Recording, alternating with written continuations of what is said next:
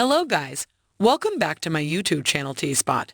In this video, Season 2 of Vikings Valhalla ended in usually brutal form, with important characters being slaughtered, power dynamics shifting, and the Netflix series even introducing a place that might be crucial in future seasons.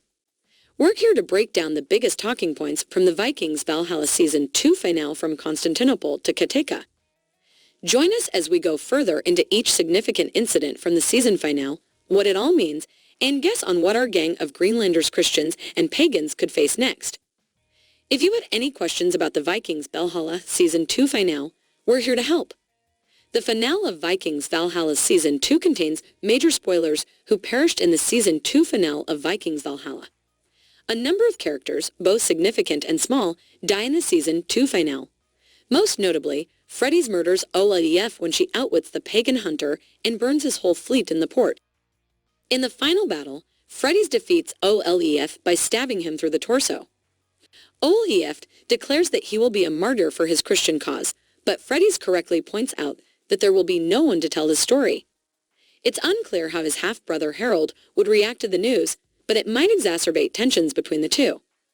Jorindar and Miriam were the other two victims of the finale. Harker's son died a hero's death assisting Jonsborg in its assault against Olaf's fleet. Meanwhile, Miriam succumbed to her long-standing sickness, but not before providing life with some additional direction in his life. The season concludes with two moms declaring their peace. Freddie's, who has now returned to Kattegat, requests a ceasefire with Queen Eiltifu and the soldiers of Norway. She appears to get her dream, mother to mother, leaving this as one of the most conclusive endings in a season that has been quite bent on setting breadcrumbs for plotlines to come. However, a few wild cards remain, like Kingsvane, Canote, and Forkbird, who may not want for peace now that Olaf has been murdered. Where have Leif and Harold gone? Leif and Harold have arrived at their destination.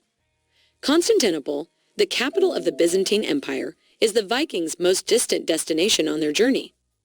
A pleasant life and great wealth await them there. Home may beckon to the couple, but it remains to be seen if they will return to Scandinavia or settle in the harbor city. If nothing else, expect Constantinople to play a significant part in the third season as Vikings Valhalla expands to the furthest limits of the known continent. Is Harold in love with Elena? Perhaps feeling betrayed by Freddie's decision to keep her pregnancy a secret from herself, Harold falls into the arms of Elena, who has her own secret. By the end of the season, we learned that Elena was on her way to Constantinople to become the next empress alongside Emperor Romanos. But she makes it perfectly obvious to Harold that their relationship is far from ended. If Harold genuinely loves Elena, he will have to risk incurring the wrath of an empire in order to reclaim her. The forthcoming season will investigate whether he believes the risk is worthwhile. Godwin, did you obtain what you wanted? Yes, but he still feels bad about how he obtained it. Godwin's plot is Valhallite. It's most complicated. Because of the Earl of Wessex's duplicity, it's impossible to know what to believe at face value. During the season, an assassination attempt on Queen Emma was stopped, albeit the culprit was revealed to be the long-lost half-brother of Godwin's fiancé, Alafwin. When she refuses to reveal any information regarding the conspiracy, she is tortured. This is when things become a bit blurry.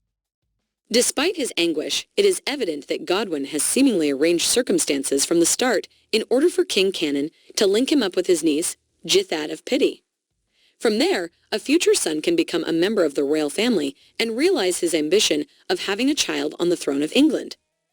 Emma, on the other hand, has found Godwin's involvement in everything, including the fact that he was mentored by the guy who hired the assassin. Emma, on the other hand, is familiar with Godwin's background and history. Although he may become a member of the royal family, the present queen will always have an ace under her sleeve to assist manage the Earl of Wessex, if necessary. Next season, that interaction will be addressed in greater depth, especially if Emma needs someone to get their hands filthy. What is the significance of Jetha's neck ring? The queen later gave Godwin's new bride, Jitha, a ring to wear around her neck that Emma stole from Godwin's guardian, John Fletcher. Echo, the bear's body. It serves as a reminder that Emma is aware of Godwin's darkest secrets, and, because Jitha is instructed not to remove it, will be with him forever. Despite his best attempts, Godwin is responsible for the deaths of two individuals important to him, and Emma will never let him forget it. What is next for the Vikings? Valhalla, we won't be hanging out for a Netflix renewal like Sandman or Wednesday. A third season has already been approved, with production beginning in May. So what may await our heroes and villains in the third season? Freddy's has put an end to a battle and appears to be satisfied with raising her son Harold. Meanwhile, Leaf will most likely make his way to Miriam's home near Constantinople's Gate of the Lord, and Harold has the most treacherous path ahead of him. Skulking around in the shadows, attempting to reclaim Alina's favor after she became Empress of Constantinople of all. Given the Vikings, a powder keg may go up over Europe at any time.